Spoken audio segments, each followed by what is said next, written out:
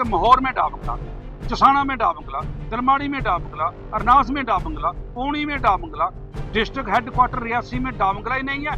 मैं कहता हूँ कि रियासी के जो चुने हुए नुमाइंदे हैं इनको चुल्लू भर पानी में डूब मरना चाहिए, क्योंकि रियासी का डाबंगला जो है वो डाबंगला ही खत्म कर दिया गया।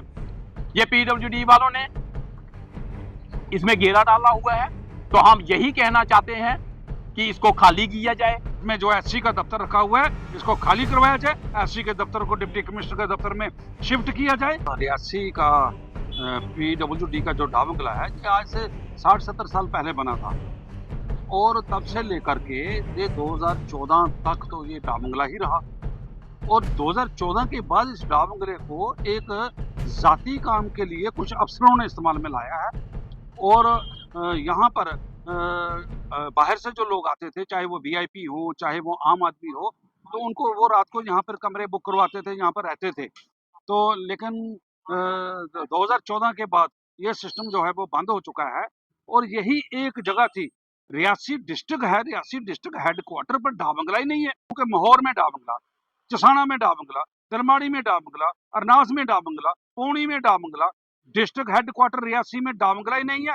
मैं कहता हूँ कि रियासी के जो चुने हुए नुमाइंदे हैं इनको चुल्लू भर पानी में डूब मरना चाहिए, क्योंकि रियासी का डाबंगला जो है वो डाबंगला ही खत्म कर दिया गया।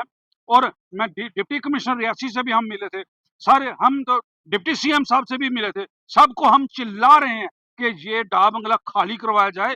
ये पब्लिक प्रॉपर्टी है, पब्लिक के काम में आना चाहिए। ये डाबंगला जो है ये जाती काम के लिए, जाती मफाद के लिए इस्तेमाल किया जा रहा है। और ये भी मैं चाहता हूं कि इसकी इंक्वायरी की जाए कि इसका जो इसकी वो रेवेन्यू जो डाबंगला में आता था वो कहाँ है, कितना आया, पहले कितना आता था, अब कितना है। बड़े अफसोस की बात है कि रियासी के लोगों को इतना बुद्धू समझते हैं, रियासी के लोगों को इतना ये घटिया समझते हैं कि रियासी के लोगों को डाबंगले की जरूरत नहीं है।